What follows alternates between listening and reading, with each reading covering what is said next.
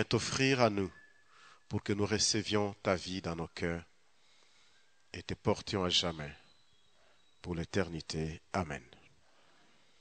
On reste debout. Bonjour à tous. Vous allez bien? Joyeux Noël. On peut acclamer pour le Seigneur?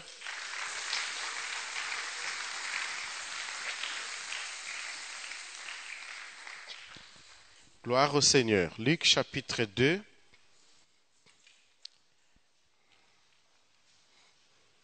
Nous replonge dans la nativité. Versets 1 à 7.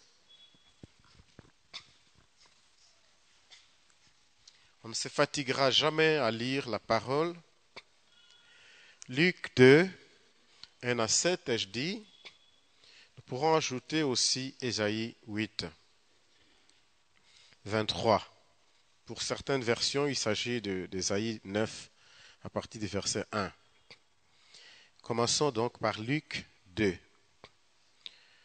En ce temps-là, parut un édit de César Auguste, ordonnant un recensement de toute la terre. Le premier recensement eut lieu pendant que Quirinus était gouverneur de Syrie. Tous allaient se faire inscrire, chacun dans sa ville.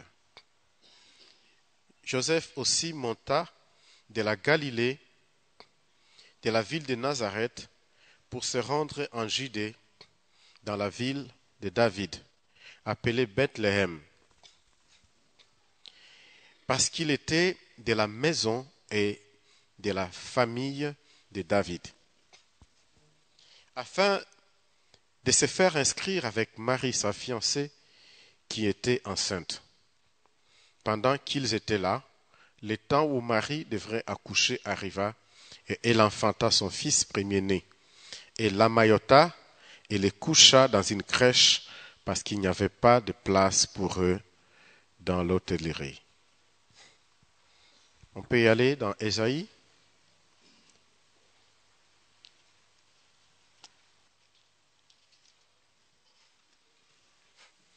Ésaïe chapitre 8, ai-je dit, verset 53 jusqu'au chapitre 9, chapitre 23. Pour d'autres, ça commence au chapitre 9. Mais les ténèbres ne régneront pas toujours sur la terre, où il y a maintenant des angoisses. Si les temps passés ont couvert d'opprobre le pays des Zabulons et le pays de Nephtali, les temps à venir couvriront de gloire la contrée voisine de la mer au-delà du Jourdain, des territoires des gentils. Le peuple qui marchait dans les ténèbres voit une grande lumière. Sur ceux qui habitaient le pays de l'ombre de la mort, une lumière resplendit. Alléluia. Alléluia. Veuillez vous rasseoir en acclamant le Seigneur. Oui, maintenant que vous êtes assis, vous pouvez bien acclamer le Seigneur, notre Dieu, et sa merveilleuse parole.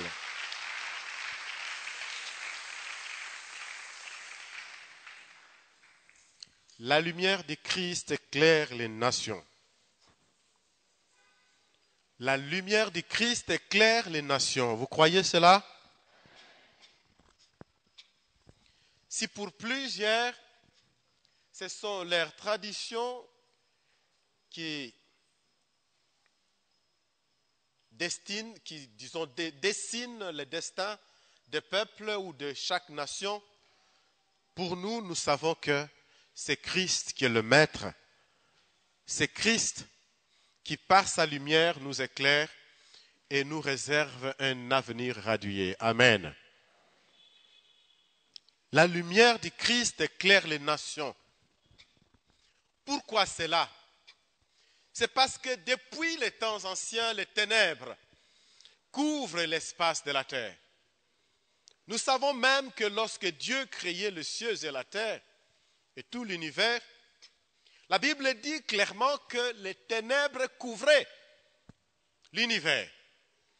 Alors que Dieu venait de créer la terre et les cieux, ce sont les ténèbres qui les couvraient.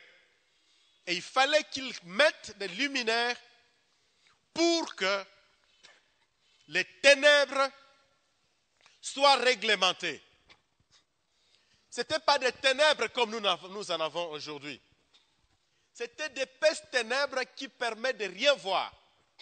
Impossible de voir quoi que ce soit. Mais aujourd'hui, nous n'avons pas ce genre de ténèbres. Parce que Dieu a déjà mis la lumière dans l'univers. Alléluia. Personne n'a jamais vu cette lumière-là, cette ténèbre-là. Dieu lui-même avait vu. Mais depuis qu'il a placé des luminaires, le soleil et les étoiles, on ne peut plus voir ces ténèbres comme c'était en ce temps-là. Aujourd'hui, même s'il fait une nuit noire, il y a toujours une lumière. Pourquoi? Parce que plus loin il y a une étoile. Parce que plus loin il y a un soleil qui jette la lumière. Même là où nous sommes, dans une profonde nuit. Mais il y a toujours une lumière qui permet de nous faire, de nous faire comprendre qu'il y a une source lumineuse quelque part. Alléluia. Vous êtes là? De la même manière, même si les ténèbres spirituelles régnaient, ceux-là qui se plongent dans ces ténèbres spirituelles, quelque part, ils voient une lumière. La lumière du Christ qui éclaire. C'est pour cela que l'Antichrist ne sait pas sortir ses griffes et sortir au grand jour pour dire au monde de croire en lui et de l'adorer. Pourquoi? Il y a la lumière de l'Évangile qui est encore en train d'éclairer le monde. Alléluia. Même si les sorciers peuvent croire qu'ils ont la possibilité de dominer toute une vie, toute une famille, tout un village, tout un quartier, ils tremblent en réalité. Pourquoi? Parce qu'il y a la lumière de Christ qui les met mal à l'aise. La lumière de la parole de Dieu que nous annonçons. La lumière que l'Église ne cesse de laisser briller dans le monde par l'évangile qu'il annonce et par les cultes qu'il organise. Ces gens-là sont mal à l'aise. La lumière de Christ éclaire nos vies. La lumière de Christ éclaire nos familles. La lumière de Christ éclaire nos villages. La lumière de Christ éclaire notre nation et toutes les nations du monde. Voilà pourquoi nous devons lui rendre gloire. Alléluia. Nous devons le bénir, le louer de tout notre cœur. Voyez le passage que nous avons lu. Luc chapitre 2, le verset 1 à 7. Christ est né dans un contexte politique où on fait les recensements. Si on faisait les recensements ce temps-là, pour des raisons militaires généralement, pour qu'on sache combien y a-t-il d'hommes aptes pour la guerre, ou pour d'autres raisons qu'on sache au moins la population, combien y a-t-il de femmes, combien y a-t-il d'enfants. Aujourd'hui, le recensement est lié aux élections. C'est ça, non? Rien que pour les élections. Surtout dans notre contexte. On sait dans d'autres pays, on fait des recensements aussi pour des raisons agricoles par exemple. Il faut nourrir la population. Mais comment on va nourrir une population qu'on ne connaît pas, dont on ne maîtrise pas les effectifs? Il faut qu'on connaisse combien y a-t-il d'hommes, de femmes et des enfants pour qu'on puisse bien les nourrir, qu'on puisse produire en fonction de la population. Et Christ est né dans ce contexte politique. Comme nous tenons aussi aujourd'hui notre culte dans un contexte politique des élections. Alléluia. Mais alors que les gens avaient leur visée sur le plan politique, alors que Quirinus, qui régnait en ce temps-là, avait ses projets à lui, peut-être même des agendas cachés, comme les hommes politiques aiment le dire, le Seigneur, l'Éternel, a veillé à ce que son projet divin se réalise pour le salut de l'humanité. Et il a fait venir le Sauveur, le Roi, le Messie, Jésus-Christ, pour être la lumière du monde. Alléluia. C'est comme pour dire aux politiques que pendant que vous êtes en train de faire vos projets, dans vos états-majors, on ne sait pas si Christ est présent. Mais il me semble que Christ est généralement absent. Quand ils font leurs histoires, quand ils montent leurs coups, quand ils montent leurs stratégies, Christ est absent. Christ n'est pas là. Mais je vous dis que même si Christ, vous ne le voyez pas, il sait ce que vous faites dans les noirs. Il sait tout ce que vous faites comme combine pour chercher à vous maintenir, pour chercher à me dominer, pour chercher à vous enrichir. Christ sait et il vous dit, il est venu pour vous apporter la lumière de la vie. Alléluia. Croyez en lui et vous aurez la vie. Une vie qui n'a pas de fin. Est-ce qu'on peut dire avec joie Amen? Alléluia. Ésaïe chapitre 8. J'aimerais que nous relisions ce passage. Nos frères vont nous balancer cela. Ésaïe chapitre 8 nous présente avec beaucoup de clarté que Christ est venu pour éclairer les nations. Nous pouvons commencer, au chapitre 9 par rapport à cette version qu'ils ont. Il est dit, mais les ténèbres ne régneront pas toujours sur la terre où il y a maintenant des angoisses. Je vous ai dit que depuis la création du monde, les ténèbres règnent sur la terre. Mais Dieu a toujours un mot. Il apporte la lumière là où règnent les ténèbres. Même aujourd'hui, là où règnent les ténèbres, dans l'univers entier, dans ce pays, Christ, parce qu'il est le créateur, il a toujours un mot à dire. Il apporte quoi? Sa lumière. Voulez-vous dire Amen? Les ténèbres ne régneront pas. Même dans notre pays où il y a des angoisses. Les ténèbres de la domination étrangère ne régneront pas toujours. Chaque chose a son début. Et elle a aussi une fin. Un jour, par la grâce de Dieu, la RDC se relèvera. Un jour, par la faveur du Seigneur, les ténèbres de la guerre vont s'arrêter. Et la lumière qui, de la paix de Jésus-Christ, va dominer cette nation. Il faut le croire et le proclamer parce que le juste fait vivre sa nation par la foi.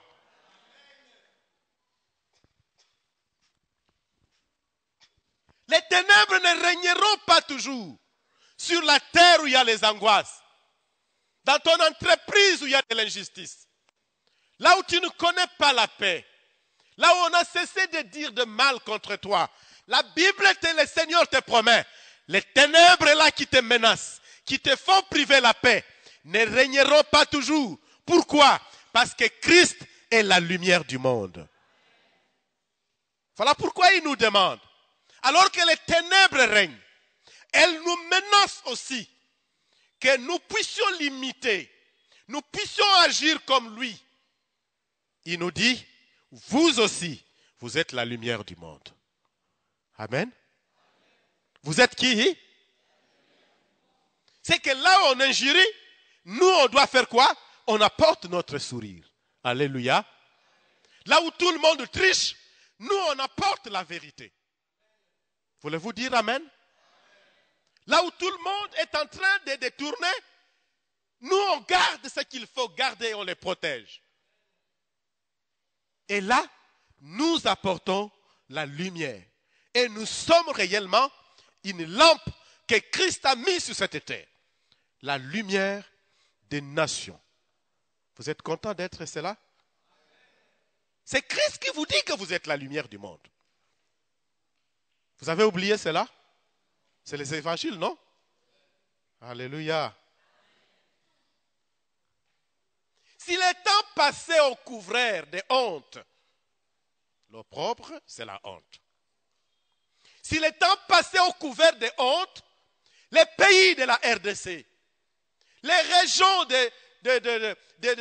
c'est pas de Baswahili, de Baluba, de Congo, de Bengale. Le temps à venir, selon l'évangile, c'est la gloire. Alléluia. Le temps à venir, ce n'est plus la honte. Répétons-le, ce n'est plus la honte. Mais la gloire. Mais la gloire. Mais la gloire. C'est la gloire. Si la gloire est absente aujourd'hui en RDC, le Seigneur promet, il y a une gloire qui est à venir. Alléluia. Un jour, j'ai prié, je me suis posé la question, gardez le passage. Pourquoi le Seigneur nous a donné tant de richesses dans ces pays et qui sont restés presque inexploités? Les peu qu'on exploite fait le bonheur des autres. Pourquoi? Seigneur, n'est-il pas celui qui nous a donné ces richesses? Et qu'en est-il de ces richesses? Tout ce qu'il m'avait mis à cœur, c'est qu'il y a un temps pour toutes choses. Et même si vous ne voyez pas ces richesses être exploitées pendant ce temps, votre pays sera un lieu où Dieu va faire beaucoup de choses pendant le règne millénaire. Alléluia. Règne millénaire est spirituel. Règne millénaire est spirituel. Vous pensez que c'est spirituel? C'est la vie comme celle-ci. Il y aura les temples, il y aura des papillons, ils ont volé, ils ont volé, ils ont bota, ils ont se multiplié. C'est ça la vie qui continue. Mais au moins, les lois que nous avons actuellement dans le monde, on va mettre une croix sur cela. Il y a de nouvelles lois qui vont diriger les nations. Pourquoi? Parce que Yesu ye moko akozala awa na se amabele. Alléluia. Bokonzi oyo balobela que Christ est venu comme roi. Il n'est pas encore roi sur le plan physique. Il sera roi en ce moment-là. Alléluia. Il est venu, il a préparé le terrain et il est parti. Il règne sur le plan spirituel. Mais sur le plan physique, ce règne-là dont on a parlé, comme le successeur de David, comme celui-là qui va régner mieux que David, il le fera pendant le règne millénaire. Le millénium. Alléluia. Alléluia. Et ce n'est pas n'importe qui prendra le pouvoir. Ce sont ceux-là qui marchent avec lui aujourd'hui, ceux qui le craignent aujourd'hui, ceux qui gèrent aujourd'hui bien, qui pourront devenir les gérants de demain. Si tu es tricheur aujourd'hui, comment le Christ va te donner une promotion pendant le règne millénaire? Impossible. Si tu es adultère aujourd'hui, comment tu pourras prendre soin des autres demain pendant le règne millénaire? Non, impossible. Si tu es ivrogne aujourd'hui, le Seigneur ne saura pas te donner des responsabilités d'une personne qui a besoin d'être un modèle, qui doit être un modèle pour les autres. Les pays des Zabulon, les pays de Nephtali, ce sont des pays qui n'ont jamais connu. Au fait, quand on dit pays, c'est les territoires. Ça va? Vous êtes là? Ce sont des territoires. Les pays comme tels, c'est Israël. Mais il y a des territoires, des régions. Ces régions-là n'ont jamais connu un seul prophète. Pour les enfants d'Israël, avoir un prophète dans son village ou dans son territoire, c'est avoir une présence de lumière. Celui-là vous a apporté la lumière. Les Isaïe sont sortis, il est de Juda. Jérémie est de Juda. D'autres prophètes comme Élie, il est bien sûr du nord, mais il n'est pas de Nephtali. Alors tout le monde pouvait se vanter chacun. Nous sommes de la contrée d'Ésaïe. Nous sommes de la contrée de Jérémie. Nous, c'est la contrée d'Ézéchiel. Nous, c'est ceci. Nous, c'est Élie. Nous, c'est Élisée. Mais bango, muto bako bete la tolo, azate. Alléluia. Azate. Et là, se pose la question. Lorsqu'on lit la Bible, pour beaucoup de gens, ils sont un peu dérangés. Comment on peut dire, il est de Nazareth, et qu'on puisse encore dire, il est de Bethléem? Si cela est peut-être une question difficile pour les autres, je pense que pour vous, vous avez la facilité de donner la réponse. Il vivait à Nazareth, mais il est né où? À Bethléem. Il est né à Bethléem, il est venu grandir à Nazareth. Voilà pourquoi on dit que Jésus est de Nazareth. Mais en réalité, il est né où c'est? À Bethléem. Et ici, on ne parle pas de la lumière qui jaillit à Bethléem, qui est au sud, mais plutôt la lumière qui jaillit au nord, là où il a grandi. Jésus, le Sauveur. Et les temps à venir, on dit, couvrant de gloire, la mer au-delà du Jourdain, les territoires des gentils. Les peuples qui marchaient dans les ténèbres voient quoi? La lumière. Est-ce qu'il y a la lumière dans ton cœur? Si on considère tout ce que nous avons de par le passé comme conduite, la Bible dit, le Seigneur nous a délivrés de la vaine manière de vivre que nous avons hérité de qui? De nos parents. Nos parents ont eu une vaine manière de vivre. Comment? Ils s'étaient attachés à leurs coutumes. Ils étaient attachés à des fétiches. Ils étaient attachés à la sorcellerie. Ils s'étaient attachés à des pratiques qui sont contraires à la saine doctrine. Ils étaient attachés à ces choses. Mais comme nous sommes leurs enfants, comme nous avons vécu avec eux, comme nous avons grandi auprès d'eux, nous avons appris à faire comme eux. Nous avons compris que c'était normal. Nous avons accepté ces pratiques. Nous les avons adoptées et les avons pratiquées jusqu'à ce jour. Voilà pourquoi le Seigneur s'adresse au peuple aujourd'hui pour mettre fin à ces pratiques et venir vers la lumière. Alléluia.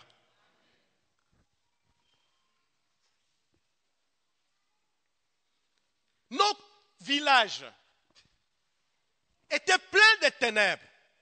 Les ténèbres de tradition avec le fétichisme. Les ténèbres de tradition avec la sorcellerie. Avec toutes ces choses que vous connaissez. Mais Christ est venu nous apporter la bonne nouvelle. Nous devons dire merci à Jésus parce qu'il a envoyé des missionnaires qui sont venus annoncer la bonne nouvelle. Certains même ont laissé leur corps ici, ils sont morts ici parce qu'ils sont venus nous apporter l'évangile pour que nous sortions de nos ténèbres et que nous puissions voir la vraie lumière resplendir dans nos vies. Alléluia. Mais quand Christ vient, il s'est révélé, il a commencé le ministère. On est étonné, est-ce qu'on peut nous balancer notre passage? Dans Jean chapitre 1, verset 45. On s'adresse à Nathanaël. Celui-là qui a vu Jésus-Christ dit, j'aime bien ce passage, excusez-moi, en grec, hein, parce que je l'ai beaucoup étudié en grec. Il dit, Eurisko Jesus Christus. J'ai vu, Euriskoi, j'ai vu Jésus-Christ. Le verset 45, Philippe rencontra Nathanaël et dit, nous avons vu Euriskoi, celui de qui Moïse a écrit dans la loi et dont les prophètes ont parlé, Jésus de Nazareth, fils de Joseph. Et Nathanaël le gay. Ça, c'est le grec. Mon grec, là, de la théologie. Nathanaël le gay. Nathanaël lui dit, est-ce qu'il peut venir de Nazareth? Hein? De Nazareth. De Nazareth, vraiment. Yo moko lobelangai makambu ya Jide, yobisanga lobelanga Jérusalem, hein? Betelanga masolowana nakondima, mais de Nazareth. Est-ce qu'il peut venir? La suite c'est quoi? Alléluia. Est-ce qu'il peut venir de Nazareth quelque chose de bon? Celui-là va devenir disciple de Jésus. Et il sera témoin de l'œuvre que Christ va réaliser. Christ qui est venu de qui? De quoi? De Nazareth. Est-ce qu'il peut venir quelque chose de bon? Qu'est-ce qui peut venir quelque chose de bon là-bas? Cette famille-là de féticheurs. Cette famille-là de pécheurs. Cette fille-là qui est what call them? Ujana. Ujana. Cette fille-là de Ujana, est-ce qu'elle peut devenir quelqu'un de bien? Dieu peut faire d'Ujana un évangéliste. Dieu peut faire d'un sorcier un pasteur. Dieu peut faire d'un homme attaché aux cultures, aux coutumes noires de ce monde et de ce pays quelqu'un qui se sanctifie, qui le craint et qui marche dans la vérité, s'il reçoit la lumière de Jésus-Christ. Alléluia. Est-ce que tu peux lever ta main et dire Alléluia, gloire à Jésus? J'ai dit, lève ta main, dis Alléluia, gloire à Jésus. Il y a bien des choses qui paraissent, je dirais mieux, bien des personnes qui aux yeux de plusieurs, bien des familles, qui aux yeux de plusieurs, bien des contrées, qui aux yeux de plusieurs, bien des nations même comme la nôtre, piétinées par les Africains. Quel est ce Congolais qui va se lever fièrement devant un Nigérian? C'est qui?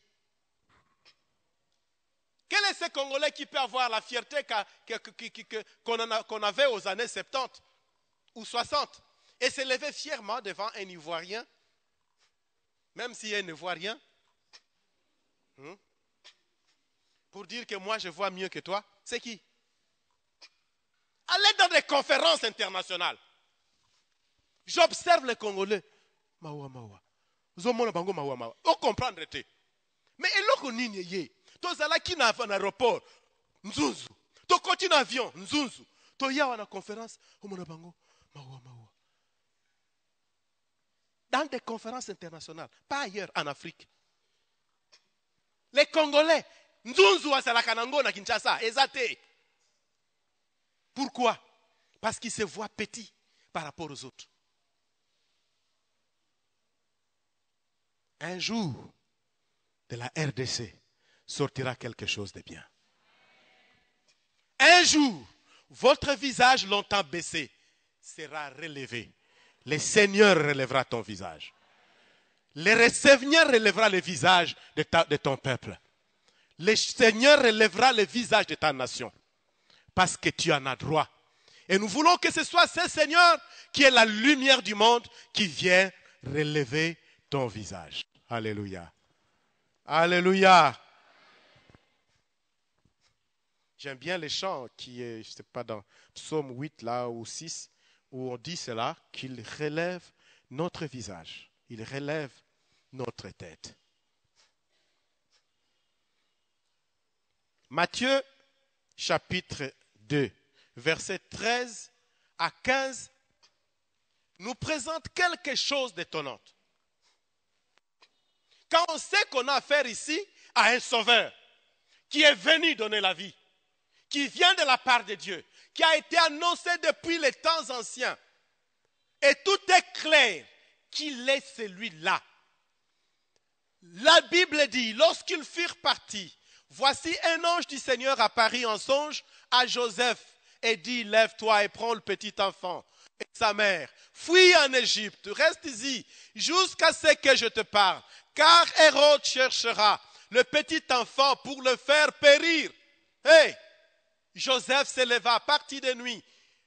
Le petit enfant et sa mère, prit de nuit plutôt le petit enfant et sa mère et se retira en Égypte.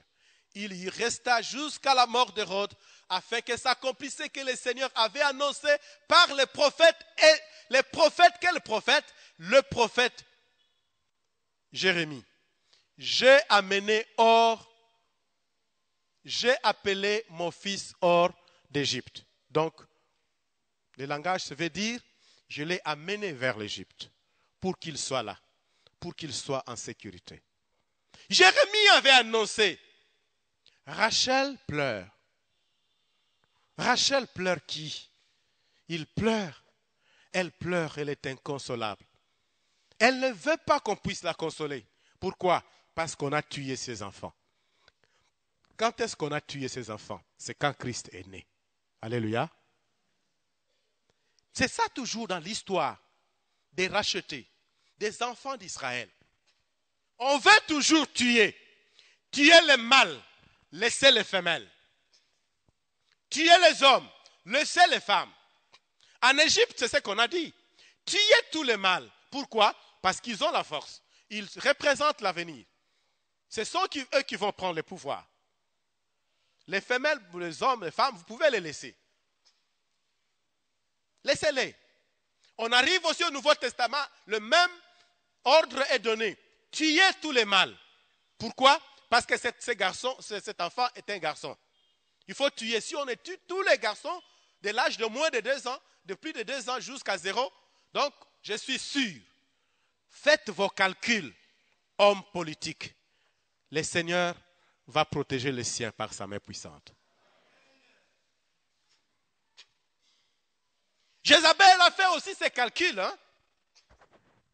Il a fait chercher Élie. Il cherchait à les tuer. Il a dit, je les tuerai. Si le lendemain, il continue à vivre, alors ça signifie que moi, je ne suis pas Jézabel. Et vous savez ce que Dieu a fait, mes frères? Dieu est un Dieu qui est très stratège. Un vrai stratège comme vous n'en avez pas l'idée. Il a pris Élie. Il a conduit jusqu'au torrent de Kérit. Vous savez où se situe le torrent de Kérit? C'est dans le territoire où le papa de Jézabel est roi. Vous comprenez ça? Ça signifie quoi? Jézabel va faire chercher et Élie partout au monde. Il envoie les gens partout en Israël. Mais il n'enverra jamais les gens où c'est? Dans les territoires où son père est roi. Parce qu'il s'imaginait qu'il peut aller partout sauf là. Vous comprenez, n'est-ce pas? Mais c'est là que Dieu l'a gardé. Dieu l'a protégé là-bas. Il l'a nourri dans ce territoire. Là où il y a le terrain de Kérit, c'est dans le territoire où le papa de Jézabel est roi. Il règne. Et Dieu l'a gardé là jusqu'à la fin de la sécheresse. Jusqu'à ce que le Seigneur lui a donné notre message et il est revenu. Dieu est capable de te conduire au torrent de Kérit. Est-ce que tu comprends ça? Que ta foi te permette à croire que là où il y aura des combines, des politiciens, des hommes qui travaillent avec toi, de tes chefs qui veulent t'empoisonner, il y a un torrent de Kérit que Dieu a réservé pour toi. Il y a un torrent de Kérit pour chacun d'entre nous. Quand les gens font des combines pour chercher à te détruire, crois-les et proclame-les tout de ton cœur en disant, Seigneur, mais mangana torrent de Kérit. Nazwa et protection à solo. Alléluia. Je te dis qu'il y a un torrent de Kérit pour toi. Crois-les de tout ton cœur parce que le Seigneur est là. La politique est là. Tuez les mâles, laissez les femelles. Les coups bas, le meurtre, les assassinats, les intrigues, les génocides, les détournements, Tout ça, c'est perpétré par ceux qui sont dans la politique ou qui veulent entrer dans la politique ou obtenir le pouvoir. Ils sont spécialisés dans ce genre de choses. Très spécialisés. Voilà pourquoi, écoutez, vous qui faites la politique, Jésus parle aux politiques et il vous dit, il vous aime, vous qui faites la politique. Quelles que soient vos stratégies, quel que soit ce que vous faites, le Seigneur s'adresse à tous les politiques et vous dit, il vous aime et vous appelle à lui pour le salut. Donnez-lui votre cœur. Alléluia. Alléluia. Donnez-lui votre cœur. Il pardonnera vos péchés, quels qu'ils soient. Il oubliera tout ce que vous avez fait. La promesse est déjà donnée. Le Seigneur a dit, je ne me souviendrai plus de vos péchés et de vos iniquités. Vos péchés signifient quoi? Ça signifie le meurtre, ça signifie les intrigues, ça signifie les assassinats, ça signifie les génocides, ça signifie tout ce que vous faites. Ça signifie la sorcellerie, ça signifie, c'est pas l'attachement à l'occultisme. Toutes ces choses auxquelles vous vous attachez, homme politique, Jésus-Christ vous dit, il vous pardonnera. Venez à lui. Soyez rassurés, il vous aime. Alléluia. Alléluia.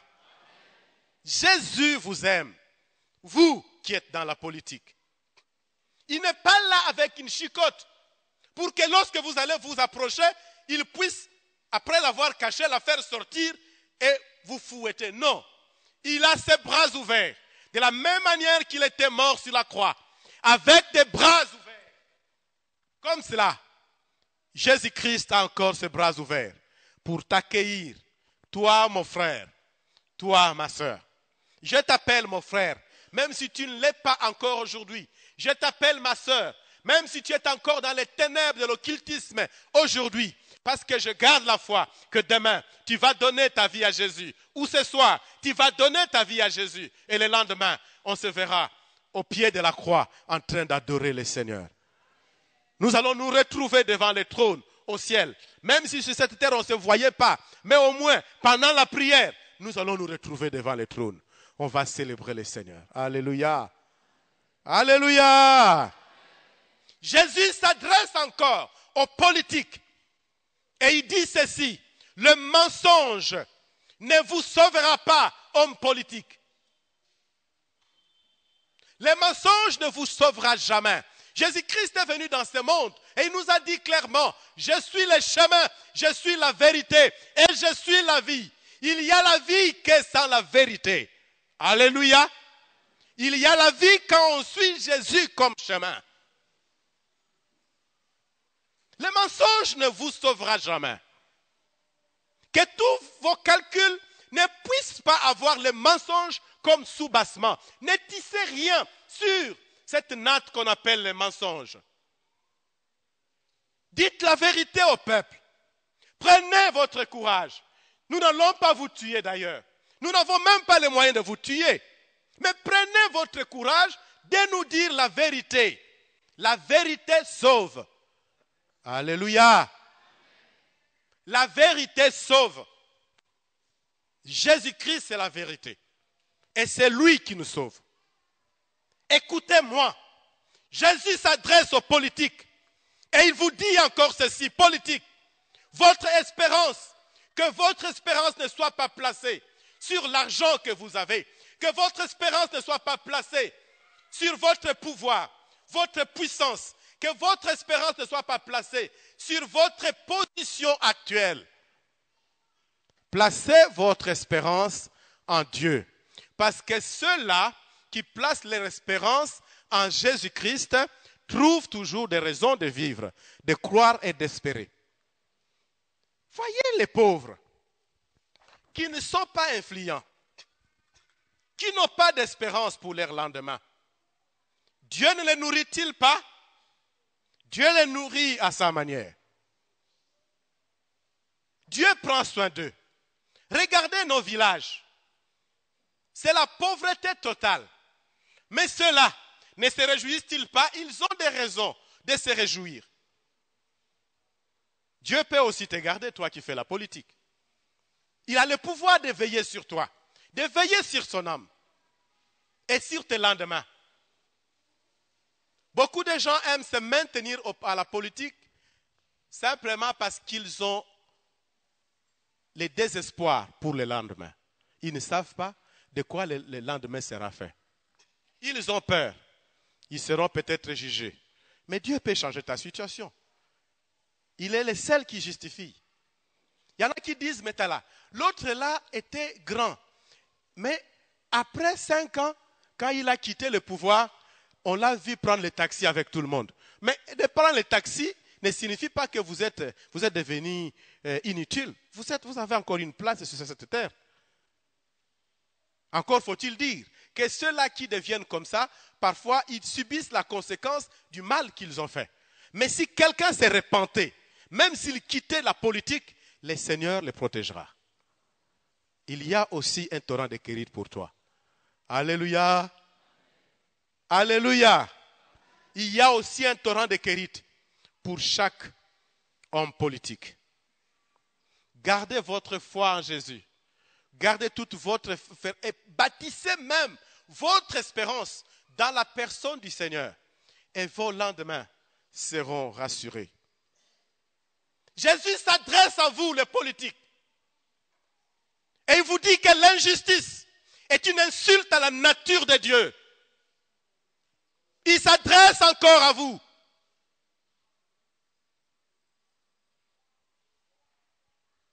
Écoutez le message du Seigneur.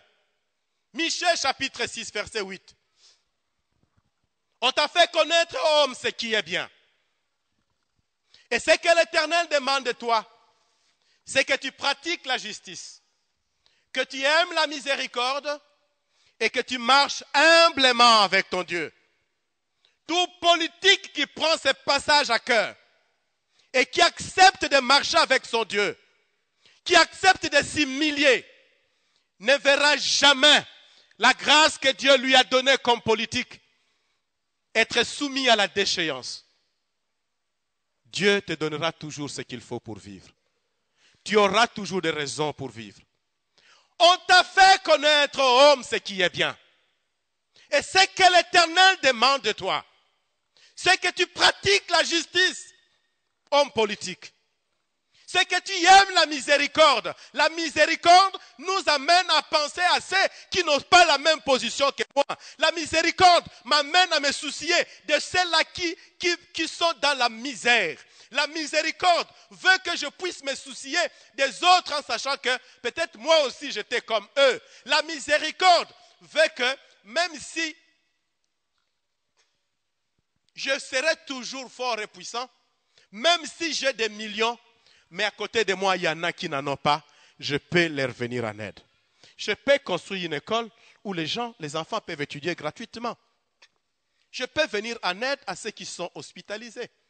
Je peux construire un hôpital où les gens se feront soigner à moindre frais. Parce que j'ai des millions. On t'a fait connaître aux hommes politiques ce qui est bien. Le bien, c'est ça qui sauve. C'est la voie du salut. Ne te détourne pas de cette voie. Pratique la justice. Accepte, aime la miséricorde. Fais du bien aux autres. Et marche avec ton Dieu. Là, c'est la crainte de l'Éternel. Alléluia. Alléluia. Josué, plutôt Osée, chapitre 12, nous dit quelque chose de bien. Je n'ai pas eu le temps de prendre encore d'autres passages. Mais on prend seulement Osée, chapitre 12, versets 8 à 9. Là, on nous parle de quelque chose de bien. Ephraïm est un marchand. Voilà, un marchand. Un homme d'affaires. Qui a dans sa main des balances fausses. Il aime à tromper. Il aime à tromper. N'es-tu pas Ephraïm, toi, qui va au marché là, mon frère? Qui va au marché là? Tala sakomi na yo ndengo katango. Balance fausse. Et depuis les temps anciens, le Seigneur a parlé contre ces choses. Yozomona keza normal. Parce que l'union gagne mbongo na yo. Il a des balances fausses. Il aime tromper. Si tu fais des affaires tout en trompant, tu ne marches pas avec Dieu.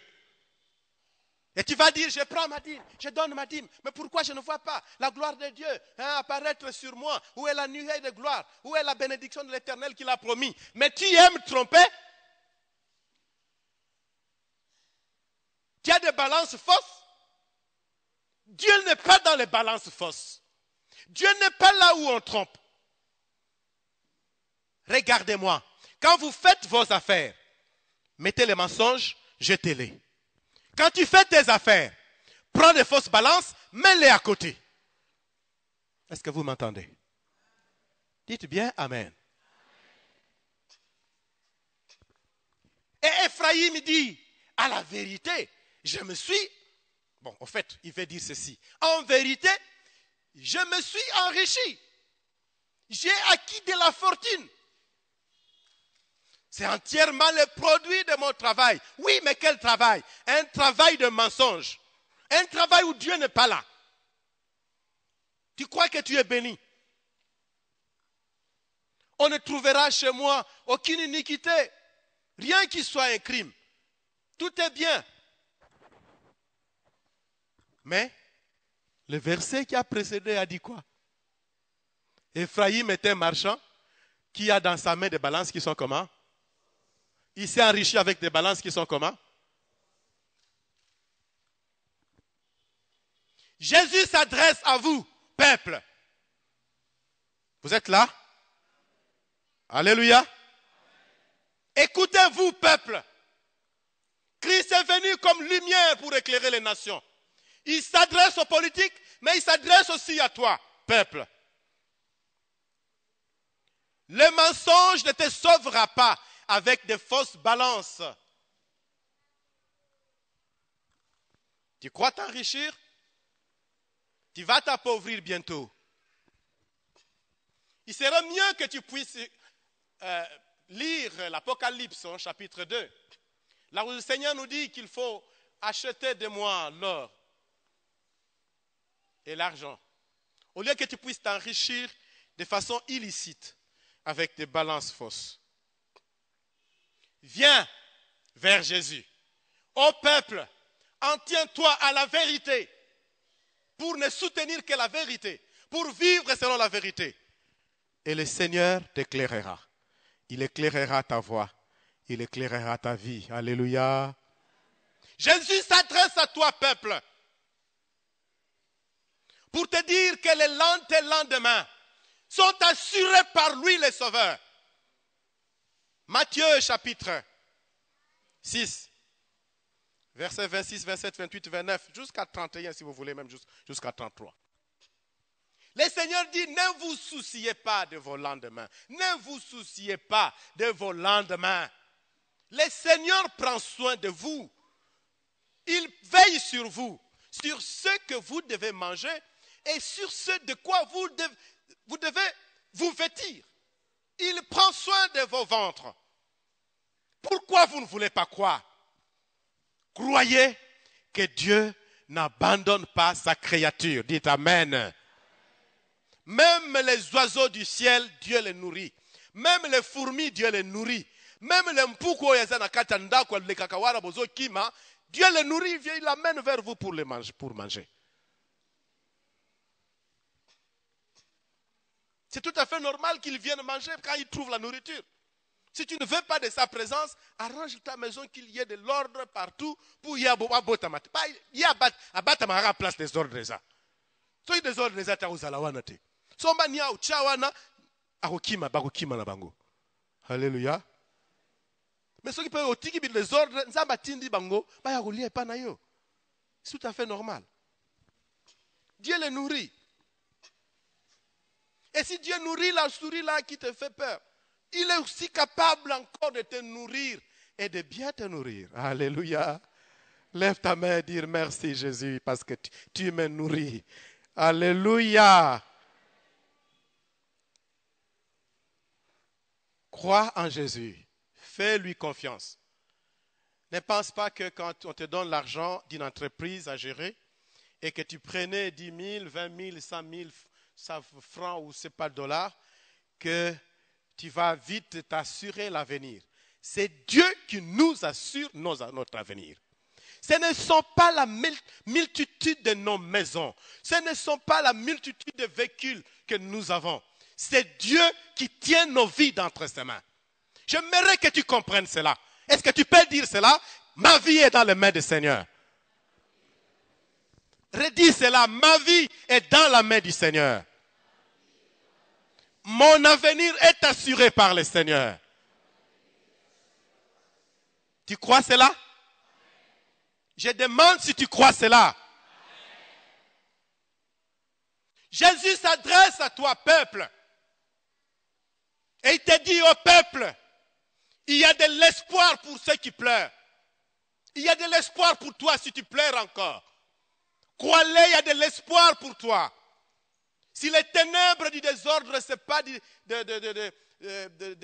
la honte, ce n'est pas de déception,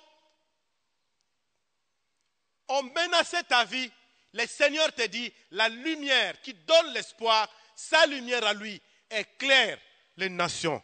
Et cette lumière-là t'éclaire toi aussi et va éclairer ton cœur. Il y a de l'espoir là où il y a des pleurs. Parce qu'il y a un être cher qui est mort. Il y a de l'espoir là où tu as perdu de l'emploi. Le Seigneur est vivant. Il y a de l'espoir là où tu connais l'injustice. Le Seigneur est présent. Confie-toi en lui. Il ne te délaissera jamais et il ne t'abandonnera pas. Crois-tu cela? Il est vivant, notre Dieu.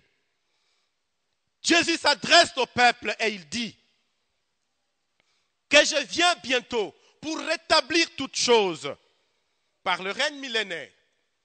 Il va rétablir toutes choses et ça sera un temps de consolation inouïe. Une consolation telle que nous n'en avons jamais imaginé. Le Seigneur va nous apporter sa consolation.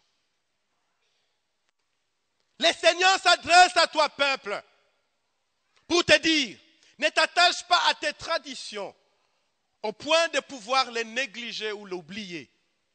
Ne t'attache pas à tes coutumes au point de vouloir les négliger ou l'oublier. Voyez bien, combien de fois nous prenons beaucoup de temps dans des histoires comme des dots. Et parfois, je souffre quand on me dit, c'est toi qui pas parlé. Hein? C'est toi l'enzonzi, c'est toi qui prends les devants. Tu parles, tu défends ça. Tolingi, tozwakaka, $1000, na c'était. Et tu dois utiliser toute ton intelligence pour que $1000 quoi.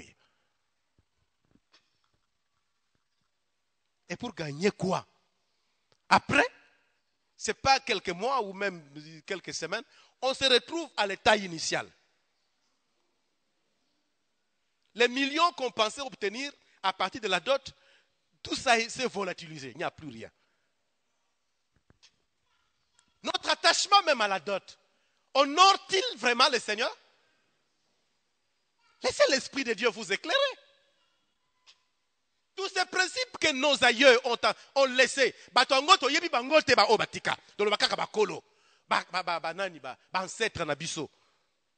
Toyebi bango kutute, tangal bango kutkombo toyebi te, ba créer ba tradition moko qui sont anti-bibliques. Mais to kangama na yango. Le Seigneur est venu donner la lumière au monde. Et nous devons avoir le courage de changer ou de faire changer nos traditions. Voulez-vous dire amen à cela? Oh, ba kangama la tradition, bo kitsami tute, bo loba amen. Oh, tala bo ndenge amen nango ekiti.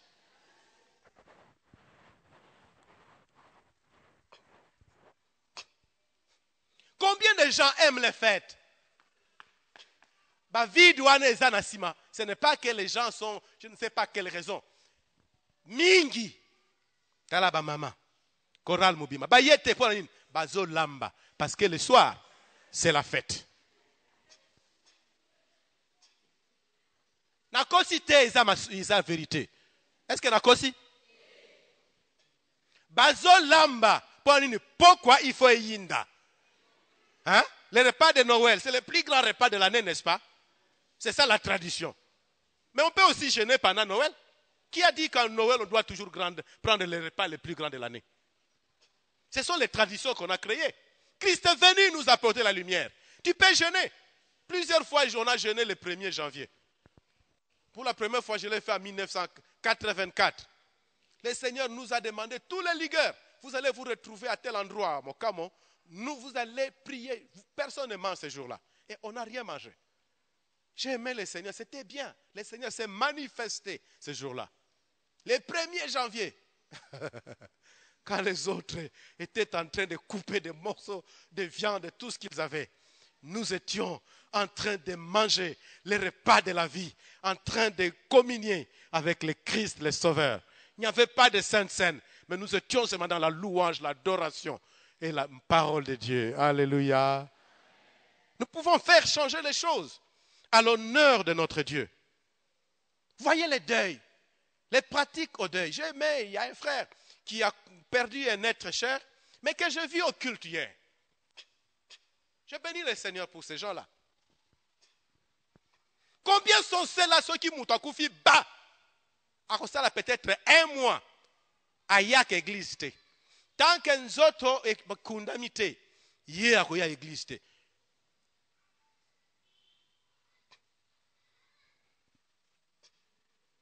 Je me souviens que mon père est mort en 1967, plutôt 87, mais j'étais ici. C'est moi qui ai annoncé la nouvelle aux membres de l'église. J'ai prié ici. Pasteur Mengi avait perdu son père. Son père est mort, il a pris le taxi. Il est allé à Kingasani. Il a prêché. Et après avoir prêché, il a dit aux gens, mon père est mort. Suivez les bons exemples. Alléluia. Nous nous attachons tellement à ces pratiques. Comme au Koufeli, il faut la tabilamba oyo biso to sombeli yo. Nana lobaki. Ya liboso ba sombela kayo bilamba te. Kaka po yo Koufeli, il faut ba kene sombele lamba. To yebi kutu te lamba ngo eleki maboko nani? Qu'est-ce qu'on a fait comme invocation ou incantation? Ba peso lamba o bango ba kego somba. Pour quelle raison? Bilamba na lata ka liboso bango bino ba sombela kanga. Pourquoi déranger les femmes qui perdent leur mari? Pourquoi? Nous sommes trop attachés à toutes ces traditions. Mais le Seigneur est venu pour nous dire qu'il est la lumière du monde. Répétons-le, il est la lumière du monde. Et nous aussi, nous sommes la lumière du monde. Dans nos familles, nous sommes aussi une lumière. Nous sommes la lumière de nos familles. Quittons nos traditions. N'aimons pas les traditions plus que Jésus. Ne nous attachons pas à nos traditions plus que nous attachons au Seigneur. Et ne nous éloignons pas du culte parce qu'il y a deuil. Parfois, il est difficile pour une femme, c'est vrai. Quand il a perdu son mari, de lui dire viens au culte. C'est vrai, c'est difficile. On peut comprendre une femme. On peut comprendre un homme. Mais en tout cas, moi, comme mon père était mort, il était là encore à la morgue de Kitambo, je suis venu à la prière. C'est possible. Je ne pouvais pas exiger à maman de venir. Elle était encore là. Je vois très mal qu'on puisse, toute une église, quelque part là à Makala, puisse se vider quand quelqu'un meurt dimanche ou à pasteur à Romonaboui. Batu bazate, bakewa, toke matanga. Pwani boyaki dimanche te, kasi pasteur oyebi teke tozana matanga. Wana bazo songa sima, pasteur, bache maboko na sima. Oyebi teke tozana matanga. Donc c'est comme si c'était une bonne nouvelle. Il y a un temps de pleurer, mais il y a un temps aussi pour rire. Alléluia. Et le moment de deuil, c'est un moment propice pour s'approcher du Seigneur, chercher sa face, jusqu'à ce que Mutabimi, Bolali, Bosali, Obokuyu Kosala, apprenne aux ongeli Kosala Nzambe na yo. Laissez-vous éclairer par Jésus qui est la lumière du monde. Lèvons-nous tous.